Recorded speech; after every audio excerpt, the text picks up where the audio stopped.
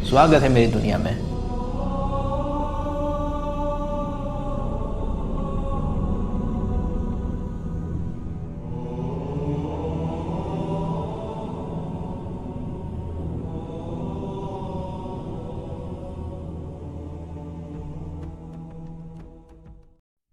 दोस्तों, splinter cell chaos story एक stealth game है जिसे यूबीसॉफ्ट मॉन्ट्रियल और यूबीसॉफ्ट मिलान ने मार्च 2005 को एक्सबॉक्स, प्लेस्टेशन 2, गेमक्यूब और माइक्रोसॉफ्ट विंडोज़ के लिए लॉन्च किया था।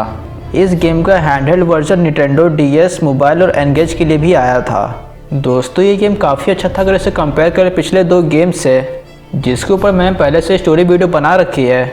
लेकिन इसमें क्या क्या इम्प्रूवमेंट था ये मैं आपको वीडियो के एंड में बताऊँगा, जिसे मैं स्टोरी बताने के बाद बताऊँगा। तो नमस्कार दोस्तों, मेरा नाम है अल्फा एस और आप देख रहे हैं my real world. So let's get started.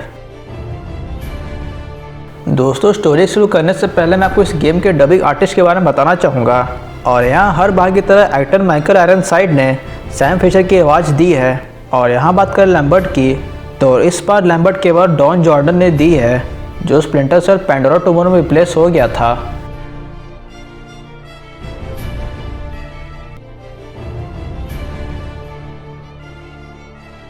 दोस्तों, गेम की स्टोरी की शुरुआत होती है 2007 में, जहां हम येलो सी में एक बड़े से कार्गो शिप को देखते हैं जिसमें जापानीज लोग भरे हुए थे और उस शिप को नॉर्थ कोरिया और चाइनीज सोल्जर्स ने ब्लॉक करके रखा था। फिर जब ये बात बाहर गई तो नॉर्थ कोरिया इस मामले में चुप रहा और वही दूसरी तरफ चाइना ने यूएस को शांत रहने को कहा। दोस्तों, यहाँ पर जापान यूएस का एलाई था और ये खबर सुनने के बाद NSA के 3rd एशलॉन अपने बहुत ही एडवांस वॉरशिप USS क्लियरेंस ई वॉर्स के साथ येलो सी पे गया और वो ये उम्मीद कर रहे थे कि ये देखने के बाद नॉर्थ कोरिया और चाइना पीछे हो जाएगा। ये सब के बाद China, north Korea, south Korea और जापान के बीच बहुत टेंशन क्रिएट हो गई थी। और यहाँ जापान का ये कहना था कि चाइना और नॉर्थ कोरिया ऐसा इसलिए कर रहा है ताकि वो लोग उनकी इकोनॉमी को डिप्रेस कर सके। और वहीं दूसरी तरफ ये कहा जा रहा था कि ये सब इसलिए हो रहा है क्योंकि जापान ने ISDF यानी इंफॉर्मेशन सेल्फ डिफेंस फोर्स को बनाया है। इस फोर्स को बनाने के बाद जापान ने उन्हें यह पावर दिया कि वो बॉर्डर के बाहर जाके भी अटैक कर सकते हैं। और यहाँ बहुत सारी एशियन कंट्रीज़ का यह कहना था कि जापान का यह स्टेप वर्ल्ड वॉर 2 के कॉन्स्टिट्यूशन के आर्टिकल 9 को वायलेट कर रहा है। और साथ में चाइनीज़ और नॉर्थ कोरियन ये भी कह रहे थे कि ISDF की वजह से ही इन देशों के बीच इंफॉर्मेशन वॉरफेयर अटैक्स हो रहे हैं और इसी वजह से चाइनीज़ और नॉर्थ कोरियन फोर्सेस ने येलो सी में जापान के शिप को रोका था। वही दूसरी तरफ सैम को तालारा के एक लाइट हाउस में भेजा गया जो पेरू में था और उसका मिशन ब्रूस मॉर्गनहोल्ड को खोजना था, जो कि एक अमेरिकन कंप्यूटर प्रोग्रामर था जिसे Peruvian separatist group the People's Voice ने किडनैप कर लिया था, जिसका मेन लीडर था हुगो लसर्डा। यहाँ मॉर्गनहोल्ड फिलिप मास के एल्गोरिदम को डिसाइफर करने का काम कर रहा था। और दोस्तों, ये फिलिप मास वही है जिसे सैम ने स्प्लिंटर सेल गेम में 2005 को मारा था। दोस्तों, यहाँ मास का एल्गोरिदम इतना खतरनाक था कि इसे 21st सेंचुरी के सुपर वेपन की तरह बेचा जा रहा था। यहाँ मॉर्गनहोल्ड इस एल्गोरिदम को डिक्रिप्ट करने की कोशिश कर रहा था, जिसका मतलब ये कि उसे इस एल्गोरिदम के बारे में बहुत कुछ पता था। और यहाँ सैम को काम ये मिला कि वो इस एल्गोरिदम को गलत हाथों में जाने से रोके। सैम को वहाँ पहुँचने में देर हो जाती है, जिस वजह से वो मॉर्गनहोल्ड को बनने से बचा नहीं पाता है और साथ ही फिलिप मास का एल्गोरिदम भी लीक हो जाता है। फिर सैम को लसर्डा का लोकेशन पता चलता है जो मारिया नर्सिसा नाम के शिप में होता है और सैम को लसर्डा का लोकेशन उस आदमी से मिलता है जो उस वक्त उससे कांटेक्ट करने की कोशिश कर रहा था। और उस आदमी से सैम को ये पता चलता है कि लसर्डा किसी तरह का हथियार बेच रहा है। फिर अगले दिन न्यूज़ आती है कि मॉर्गनहोल्ड की बॉडी पेरू के गांव में मिली है और यहाँ शक ये जा रहा था कि लसर्डा ने उसे मारा है। वहीं दूसरी तरफ ये दिखाया जाता है कि US लड़ाई के कगार पर है ताकि वो अपने एलाई जापान को सपोर्ट कर सके। फिर सैम मारिया नर्सिसा शिप में पहुंचता है और वहां के वेपन क्रेट्स में ट्रैकिंग डिवाइस लगा देता है, ये पता करने के लिए कि लसर्डा इन वेपन क्रेट्स को कहां डिलीवर कर रहा है। फिर वहीं पर सैम को इन बॉक्सेस का बिल ऑफ लेडिंग मिलता है, जिससे उसे ये पता चलता है कि ये बॉक्सेस पनामा के एक बैंक से डिलीवर किए गए हैं। फिर सैम को ट्रांसिट लेजर मिलता है, जिससे उसे ये पता चलता है कि इन सारे बॉक्स में रॉ मटेरियल है और इसे नकायरा कॉब ने मलेशिया से भेजा है। और दोस्तों, यह नकायरा कॉब का मतलब एक कोड नेम है जिसे फिलिपिनो ड्रग डीलर यूज़ करते हैं ताकि वो इन्वेस्टिगेटर्स को डिस्ट्रैक्ट कर सके। इसके बाद सैम लसर्डा को मार के शिप से बाहर आ जाता है। फिर सैम पनामा के बैंक में पहुंचता है ताकि वो वहां के वॉल्ट से मॉर्गनहोल्ड के बारे में कुछ और इन्फॉर्मेशन निकाल सके। उस वॉल्ट में उन्हें डेवोराक के बारे में पता चलता है, जो उस इनफाइनाइट स्टेट मशीन का नाम है जिसे अब्राहम ज़रखेज़ी ने बनाया है, जिसके मदद से वो ऐसा एल्गोरिदम बना सके जिसे इन्फॉर्मेशन वॉरफेयर के लिए यूज़ किया जा सके। वहाँ के डेटा से उन्हें ज़रखेज़ी के बारे में भी पता चलता है, जो वर्ल्ड का बेस्ट कंप्यूटेशनल थ्योरिस्ट था और वो मॉर्गन हॉल्ट के साथ प्रोजेक्ट वाटसन पर काम कर रहा था। वो लोग और भी डाटा एनालाइज कर रहे होते तभी वह न्यूज़ आती है कि किसी अननोन पार्टी ने उस एल्गोरिदम का यूज़ करके पूरे जापान और ईस्टर्न सीबोर्ड में ब्लैकआउट कर दिया है। जापान पे ऐसा अटैक पहले भी हो चुका था, जिससे जापान की इकोनॉमी तहस नहस हो गई थी। और यहाँ ISDF के एडमिरल ओटोमो थर्ड एशलॉन्ग को कॉन्टैक्ट करता है, जहाँ उसका ये कहना था कि नॉर्थ कोरिया और चाइना इसके लिए जिम्मेदार है। पैनामा से मिले इन्फॉर्मेशन के बाद सैम न्यूयॉर्क जाता है ताकि वह अब्राहम ज़रखेज़ी के बारे में पता कर सके। वहाँ सैम को पता चलता है कि ज़रखेज़ी को डिस्प्लेस इंटरनेशनल प्रोटेक्ट कर रही है, जो कि एक प्राइवेट मिलिट्री कॉरपोरेशन है जिसका मालिक डगलस सेटलैंड है, जो सैम का पुराना दोस्त है। फिर सैम डेवोराक के पास पहुंचता है और डेवोराक के केयर टेकर की मदद से वो डेवोराक के आउटपुट को कलेक्ट करते हैं ताकि वो लोग ज़रखेज़ी के एल्गोरिदम को समझ सकें। डिस्प्लेस के ऑफिस में एंटर करने के बाद सैम को ये पता चलता है कि इस कंपनी के प्रोडक्शन ऑपरेशन का वाइस प्रेसिडेंट मिलान नेदिक है और नेदिक ने चुपके से ज़रखेज़ी को होक्काइडो में ट्रांसफ़र कर दिया, जिससे सैम के मन में ये डाउट क्रिएट होता है कि नेदिक ज़रखेज़ी को बचा रहा है या फिर उसे मुसीबत में डाल रहा है। फिर शेटलैंड से मिलने सैम होक्काइडो जाता है और शेटलैंड का वेट करने के दौरान सैम एक न्यूज़ देखता है, जहां वो ये देखता है कि US वॉरशिप क्लैरेंस इवोल्स पे हमला हुआ है और ये हमला नॉर्थ कोरिया ने अपने एंटीशिप मिसाइल से 4 जुलाई 2007 को की है, जिससे कि नॉर्थ कोरिया और यूनाइटेड स्टेट्स लड़ाई के कगार पे आ चुकी है। और यहाँ कुछ पॉलिटिकल रीजंस की वजह से नॉर्थ कोरिया का पहला टारगेट साउथ कोरिया हो सकता है। इसके बाद सैम शेटलैंड से मिलता है और शेटलैंड उसे ये बताता है कि नेदिक बहुत ही अच्छा आदमी है और वो ज़रखेज़ी को मुसीबत में नहीं डालेगा। फिर सैम उस हाइडआउट में पहुंचता है जहाँ ज़रखेज़ी को रखा गया था और नेदिक को मारने के बाद सैम देखता है कि शेटलैंड ने ज़रखेज़ी को मार दिया है। इससे पहले सैम शेटलैंड को पकड़ पाता, शेटलैंड वहाँ से भाग जाता है और अंडरग्राउंड हो जाता है।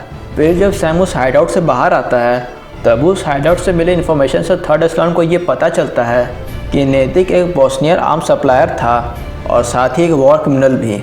इससे ये साफ पता चल रहा था कि शेटलैंड सैम के साथ और पूरे थर्ड एशलॉन के साथ एक बहुत बड़ा गेम खेल रहा है। फिर इसके बाद एक न्यूज़ आती है जिसमें नॉर्थ कोरिया का ये कहना होता है कि उन्होंने इस मिसाइल को लॉन्च किया था लेकिन उनका टारगेट वो शिप नहीं था। और इसके बारे में पता करने के लिए सैम को नॉर्थ कोरिया मिसाइल बैटरी में भेजा जाता है ताकि ये पता चल सके कि इस सब के पीछे नॉर्थ कोरिया है या फिर फिलिप मास्क का एल्गोरिदम।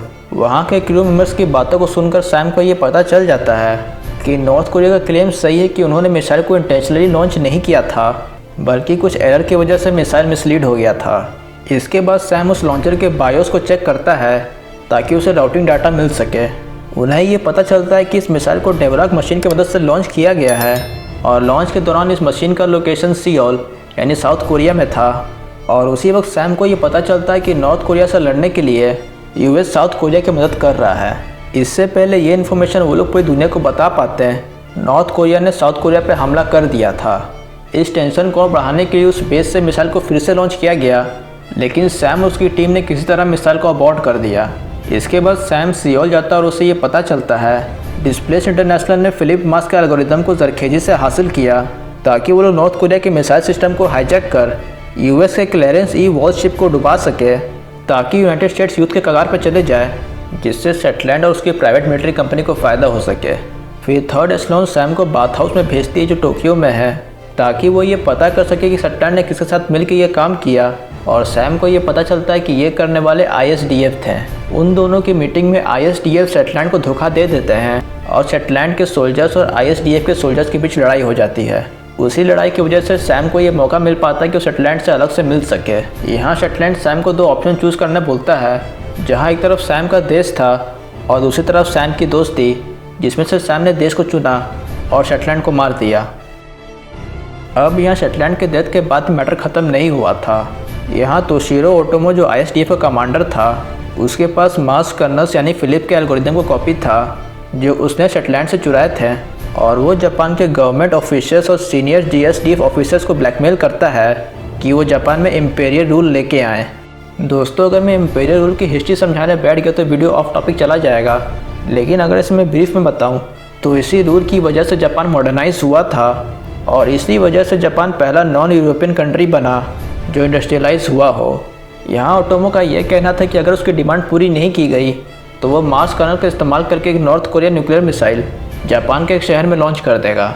अब यहाँ नॉर्थ कोरिया के सपोर्ट में चाइना खड़ा था और वही दूसरी तरफ जापान के सपोर्ट में यूनाइटेड स्टेट्स खड़ा था। तो अगर ओटोमो मिसाइल लॉन्च कर देता तो ये सबसे वर्ल्ड वॉर 3 क्रिएट हो जाता। अब यहाँ JSDF ने अपने सोल्जर्स भेजे ओटोमो को रोकने के लिए, लेकिन यहाँ ISDF के सोल्जर्स ओटोमो के वफादार थे जिन्होंने मिलकर ओटोमो को JSDF से बचा लिया। फिर किसी तरह सैम ISDF हेडक्वार्टर के बेस में जाता है और वहाँ के सर्वर को डिसेबल करके वो ओटोमो का प्लान फेल कर देता है। इसके बाद ओटोमो सेपुकू कमिट करने की कोशिश करता है जो कि सुसाइड करने का एक जापानीज़ तरीका है, और इससे पहले वो मरे सैम वहाँ पहुँच के उसे पकड़ लेता है। अब यहाँ सर्वर रूम नदी के गहराई में था, तो यहाँ सैम सर्वर के ग्लास वॉल को तोड़ देता है और ओटोमो को लेकर पानी के ऊपर आता है। इसके बाद ओटोमो को यूनाइटेड नेशंस के ट्रायल में बुलाया जाता है और वो इस पूरे कोरियन क्राइसिस की जिम्मेदारी लेता है, जिसके बाद ये लड़ाई रोक दी जाती है। इसके बाद चाइनीज़ एम्बेसडर को नोबेल पीस प्राइज़ मिला क्योंकि वही बीच बीच में आके हालात को शांत करने की कोशिश कर रहा था, और वहीं दूसरी तरफ US प्रेसिडेंट सारे अनसंग हीरोज़ को थैंक कहते हैं, जिसके बाद स्टोरी एंड हो जाती है। तो दोस्तों ये थी story Splinter Cell Chaos Theory game की, और दोस्तों इस गेम में बहुत सारे चेंजेस और इम्प्रूवमेंट किए गए थे अगर इसे कंपेयर करें इस सीरीज़ के बेसिक गेम प्ले से। दोस्तों ये गेम इस सीरीज़ का पहला गेम था जिसमें रैगडॉल फिजिक्स को यूज़ किया गया था ताकि हर डेड बॉडीज़ के एनिमेशन को इम्प्रूव किया जा सके। दोस्तों अगर आपने इस गेम को खेला होगा तो शायद आपने नोटिस किया होगा कि अगर कोई भी पेट्रोलिंग गार्ड या फिर कैमरा किसी डेड बॉडी को देख लेता है तो उतना ही काफ़ी होता है अलार्म ट्रिगर करने के लिए।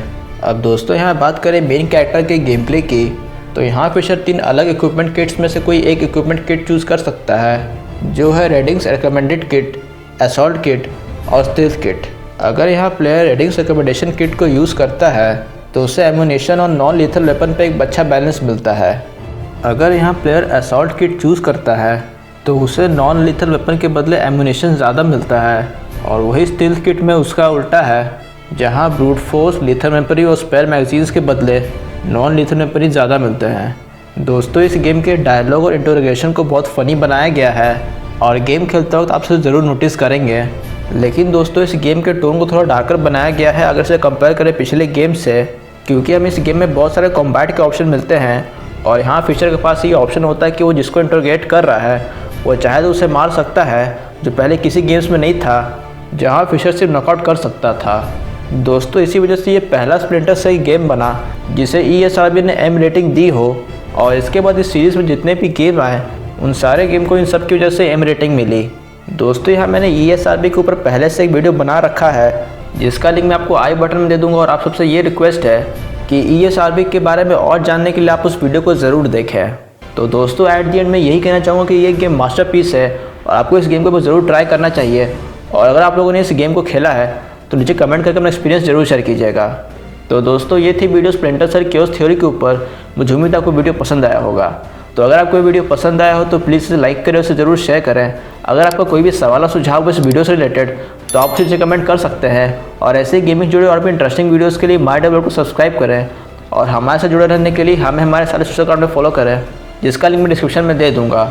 तो फिलहाल के लिए इस वीडियो में इतना ही। तब तक के लिए जय भारत, सत्यमेव जयते।